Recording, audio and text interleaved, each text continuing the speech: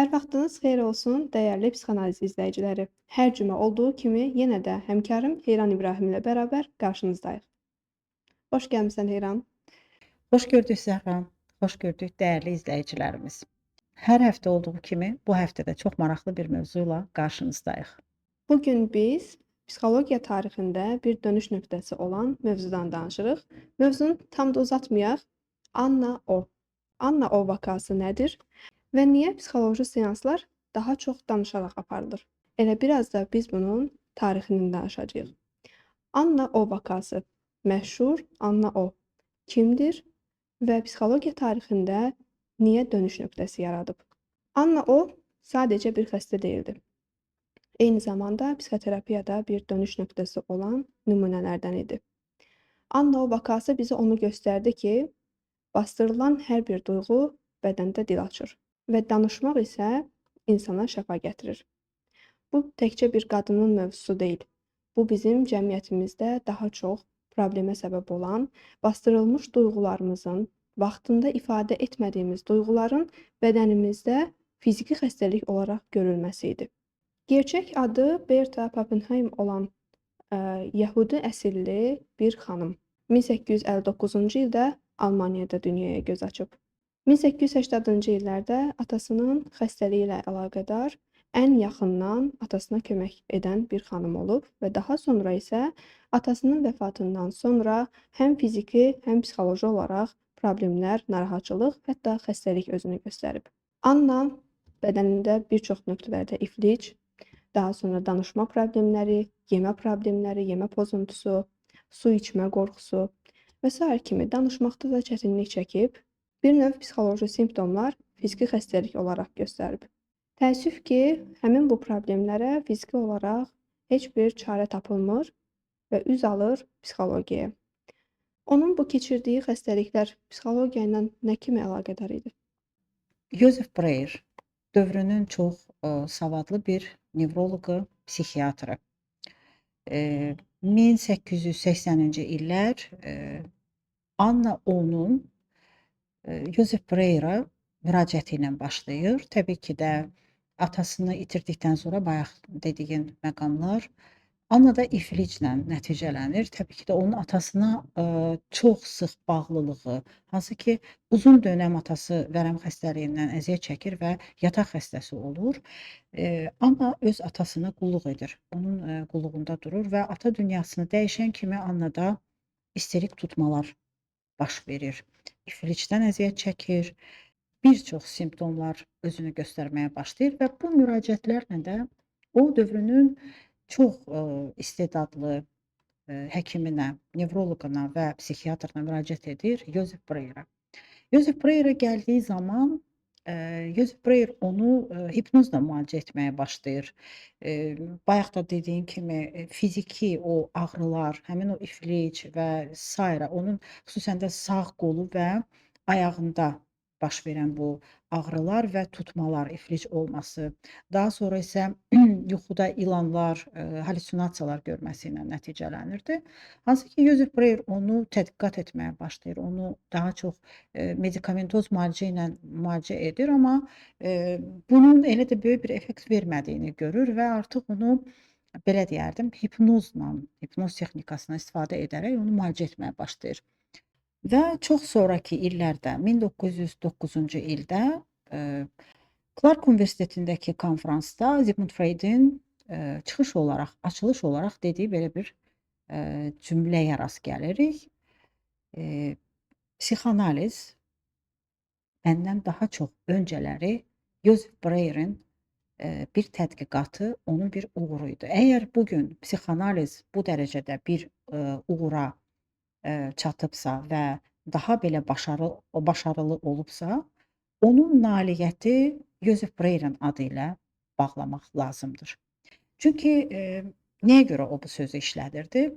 İlk olaraq da Berta Pappenheim'in müalicəsini, yəni dediyimiz həmin o Anna onun müalicəsini ilk olaraq da Joseph Breuer öz üzərinə götürmüşdü. Bəzi tədqiqatlar Freud'in, əgər sən də rast gəlmisənsə görəcəksən, çox vaxtı belə deyir ki, yəni Freud'in orada heç bir Anna üzərində, onun müalicəsində, psixoterapiyasında heç bir dönüş nöqtəsi yoxdur. O daha çox Joseph Breuer'in tədqiqatları üzərində, yəni onun Anna üzərində apardığı tədqiqatların nəticəsində yazdığı, həmin o kitab üzərində, daha sonra isə o yazılar üzərində apardığına istinadən psixoanalizi, başladır, çoxaldır, sərbəst assosiasiyaları, daha sonrası yuxu yozmalarını, müdafiə mexanizmlərini, bir çox şeyləri, yəni o tədqiqatları izləyərəkdən. Amma bəzi mənbələrdə də Freudun özünün də onu hipnoz etdiyi, hipnoz üzərindən müalicə apardığını da rastlamış oluruq. Elə mən də bu mənbələrə əsaslanaraq Hı. deyirəm ki, əgər pasiyentlə biz işləməsək, hətta Freud işləməsə, hipnoz etməsə, onun xəstəliyi haqqında bir araşdırma edə bilməsə, mənə elə gəlir ki, bir kitab yaza bilməz. Bəli.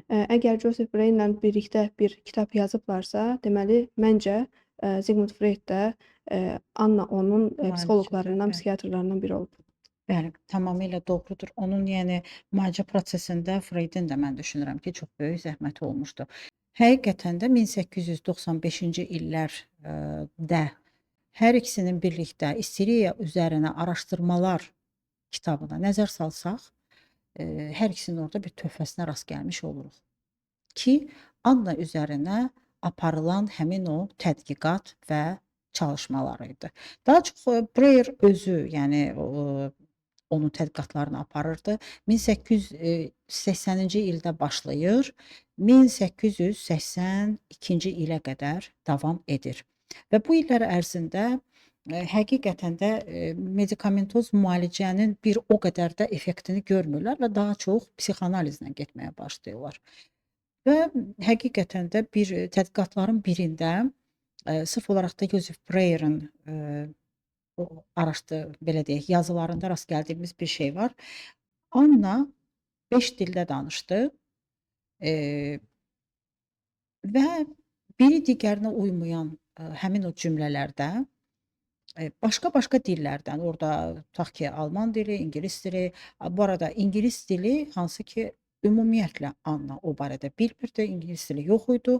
Çünki ana dili alman dili olduğu üçün də digər dillər ona yad idi. Hipnoz zamanı 5 dildən istifadə etmişdi.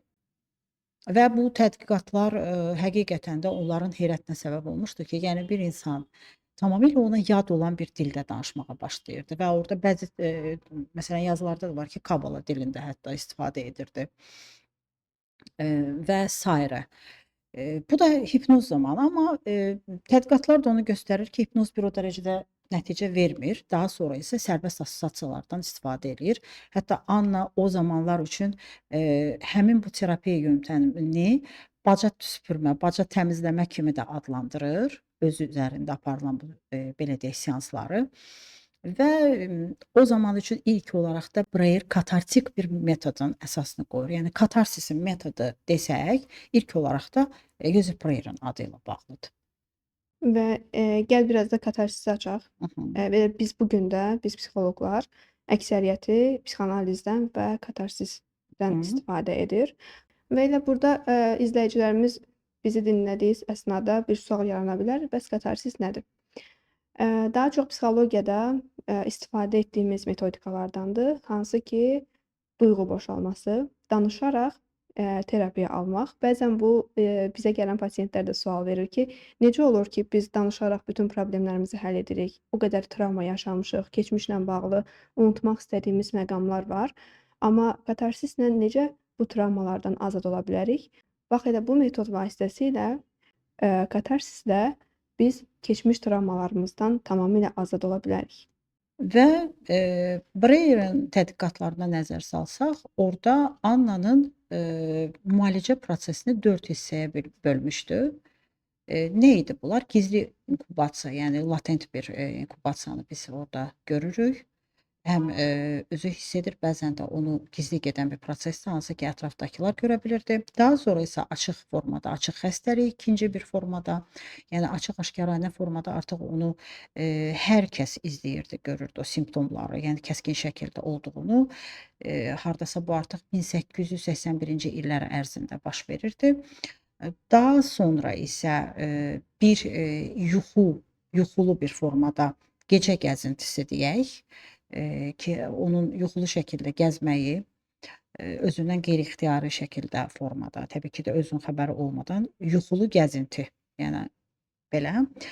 Daha sonra isə bir, sağalma bir prosesi, 4-cü mərhələdə sağalma bir prosesini artıq və 1882-ci illərə təsadüf edir. Əslində Annanın özünün, yaşantısına, onun, insan olaraq, bir xanım olaraq, şəxsiyyətinə nəzər salsaq, biz orada görərik ki, 21 yaşında bir gənc xanım idi.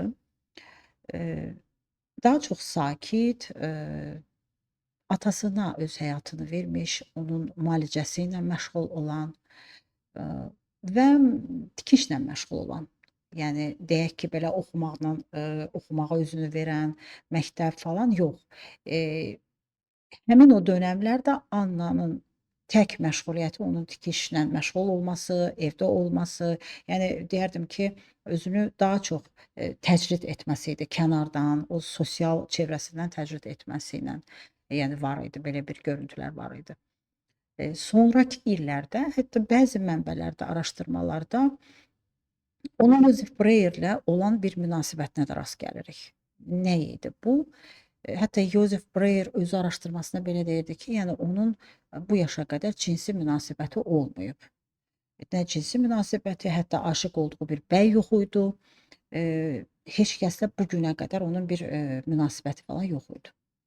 Və ilk olaraq da onun məhz elə Joseph Breyerin məşuqəsinə çevrilməsi idi. Hansı ki, Joseph Breyer artıq ailəli bir bəy idi. Səhv etmirəmsə 6 övladı var idi. Artıq şəhərdə də Avstriya kimi, Viyana kimi böyük bir şəhərdə də artıq məhz hər kəs onların eşq macərasını danışırdı. Ki, Joseph Breyer artıq 82-ci ildə tamamilə bu münasibəti dayandırıb, artıq onu bütünlükdə bir Freydə ötürmüş oldu. Elə Freydlə fikir ayrılıqları da buradan yaranır. Joseph Breyerə görə Anna yarısı ölmüş, yarısı isə Bəli. yaşamış bir hal adlandırırdı. Hansı ki, o belə deyirdi ki, Anna atası öldüyü zaman yarı hissəsi ölüb, yarı hissəsi isə yaşamış bir insandır və ölmüş Anna yaşayan Annanı günahlandırır, günahkar hiss etdirdiyi üçün halüsinasiyalar görür Bəli. və bir çox şəxsiyyət pozuntularına yol açır. Freyd isə tamamilə bunun əksini deyir. O, bayaq dediyim kimi, cinsəlliyini bastırıb, heç bir cinsi münasibətdə olmayıb Bəli. və Freydin iddiasına əsasən Joseph Breyerdən fərqli olaraq Freyd Annaya belə bir diaqnoz qoyur ki, o atasına qarşı bir şəhvət hissi yaşayıb və cinsəl içgüdüsünü bastırdığı üçün hal-hazırda bu problemdən əziyyət çəkirmiş. Hansı ki, Joseph Breyer həqiqətən də o illərdə artıq özünü təsdiq etmiş, öz sahəsində çox savadlı və məşhur bir psixiatr idi o dönəm üçün Viyanada. Freyd isə dönəmin hələ belə deyək, yeni başlayan tibb tələbəsi idi. Və belə deyək, daha çox ondan məsləhətlər alırdı. Hətta bəzi mənbələrdə Joseph Breyerin ona hətta nəinki mənəvi və çox da maddi kömək durduğu da yazılır. Yəni Freydə çox dəstək olurdu həmin dönəmlərdə. Onu öz tələbəsi olaraq görürdü, yetişdirirdi. Biz bilirik ki, Freyd 28 yaşına qədər, yəni ailə qurana qədər bakir olaraq qalmışdı və həyatında heç bir xanımla cinsi münasibət yaşamamışdı o dönəm, o yaşa qədər.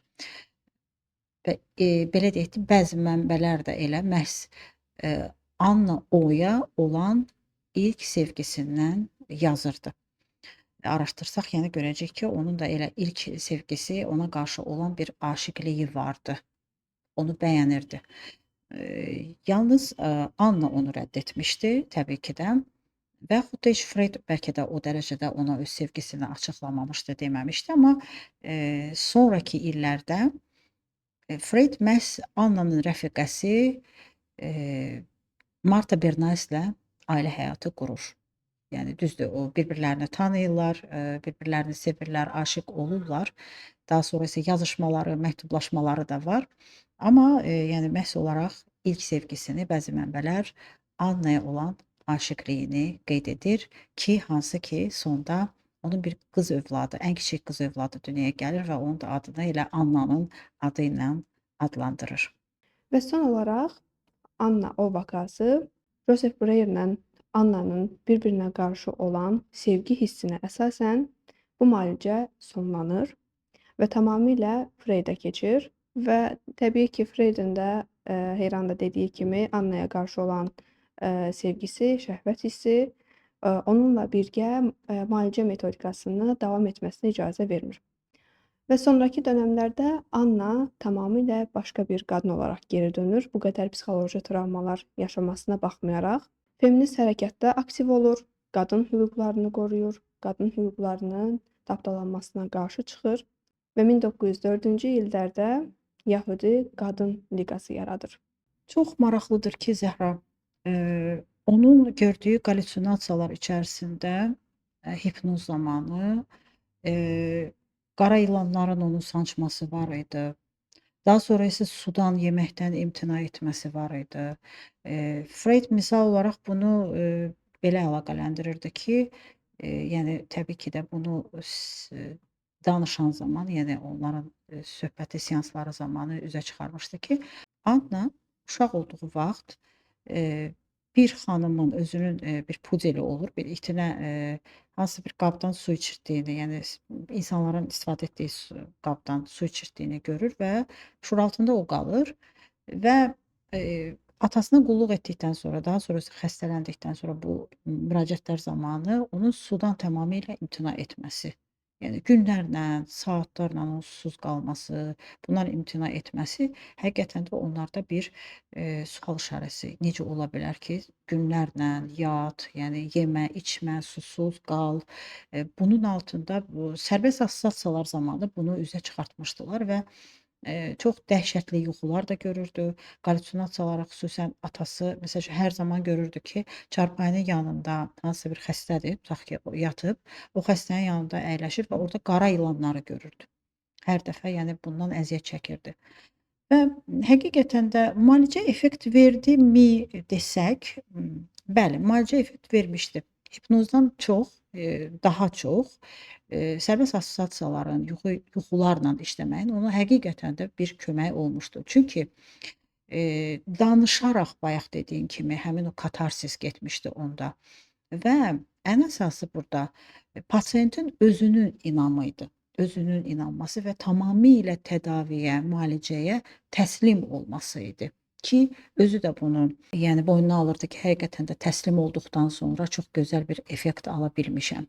Və çox qəribə də səslənsə, Zəhra, onun özü-özündən qarnı şişməyə başladı. Özünü hamilə kimi hiss edirdi. Sanki Joseph Breyerdən hamilədir. Amma əslində belə bir şey yox idi, hamilə deyildi. Sadəcə ona o bilirdi ki, Breyer gedəcək. Joseph onu tərk edəcək. Çünki Joseph özü ailəli idi. Bayaq dediyimiz kimi 6 övladı var idi. Kifayət qədər də gözəl bir ailəsi var idi və gözəl bir nüfuza malik olan bir həkim idi və bütün şəhər onların artıq bu belə deyək, eşq macərasını danışdığını çox gözəl bilirdi. Təbii ki də bu danışılanlar ona da gəlib çatırdı və psixosomatikaya bir fikir ver, orada özünü bir hamilə kimi hiss etmək, qarnının şişməsini hiss etmək ki, yəni mən hamiləyəm, məni tərk etmə falan ki, yəni Josefdən. Və Joseph Breyer bunu eşidən kimi tədqiqatlar da dayanır. Belə deyək, qaçıb aradan çıxır bu formada. Belə deyək də Heyran, hər nə qədər olursa olsun, Bəli. hər əsrdə qadın eynidir. Qadın Eynilə. emosionaldır. Qadın daha çox yanında saxlamaq istəyəndir, əlindən çıxmasını istəməyəndir. Hər nə qədər də onun 21 yaşa qədər heç bir eşq macərası yaşamaması, heç bir münasibətə, cinsi münasibətə girməməsini bilsək də, yəni yazılan mənbələrdən təbii ki də bunu oxuyuruq. Freudlə yüngülvari bir flört, Joseph Breyerlə 2 illik bir eşq münasibəti, daha sonra isə Sigmund Freudin belə deyərdim, tələbə yoldaşı, onun çox yaxın dostu von Fleschl'la bir münasibətə girir və von Fleschl'la da ailə qurur bu arada. Sanki bir, üçbucaq düzəldir orda. Von Flesch'la münasibət qurur və daha sonra isə bilirik ki, Von Fleschl da narkotikdən dünyasını dəyişir, peridozdan dünyasını dəyişir. Daha sonra isə Annanın həmin o feminist hərəkatının, yaradıcılarından birinə çevrilməsi, onun həqiqətən də bir nüfuz sahibi olması, hansı ki, uşaq vaxtı tamamilə əksi olan bir qızcığazın, xəstə bir insanın, iflicdən, isteriyadan əziyyət çəkən bir xanımın daha sonrakı illərdə, adının hallanması, böyük bir hərəkatın başlatmasında onun da böyük bir rolu olmuşdu. Və özünü, adını tarixə yazdıra bilir. Düzdür, bəzi məqamlarda lazımı, bəzi məqamlarda lazımsız. Biz yaxşı və yaxud da pisi araşdırmırıq. Biz sadəcə olaraq, katarsisdən danışdıq bu gün. Biz bu gün, tarixdə hələ də, o dərəcədə, yəni hələ çox verilişimizin müddəti qısa olduğu üçün çox da dərinə gedib, zaman da almaq istəmirik, amma bağlı qalan bəzi məqamları açmaq istədik ki, bu üçlünün, bu üçbucağın, həmin o katarsis metodunu yaratması, həmin psixanalizin, hər nə qədər də qəribə səslənsə, Joseph Breuerin adının, ən sonda hallanması, amma Freud hər zaman, doğrudan da psixanalizin başladılmasında Joseph Breuerin zəhməti olduğunu, birbaşa hər nə qədər ki, sonrakı illərdə onların münasibətləri korlansa da, yolları ayrılsa da, yenə də Joseph Breuerin adını, yəni psixanalizin yaranmasında onun adını çəkirdi. Bəli, veriliş boyu danışdıqlarımızdan biz bunu öyrəndik ki, terapiyada suallar olurdu. Necə olur ki, danışaraq bir problemi həll edə bilərik? Hipnoz necə olur? Və keçmiş travmalarımızdan necə psixoloji seanslar vasitəsilə azad ola bilərik? Mənə elə gəlir ki, bu sualların hər birinə veriliş boyunca cavab tapmış oldunuz. Daha bir psixanalizin sonuna gəldik. Növbəti psixanalizdə görüşərik.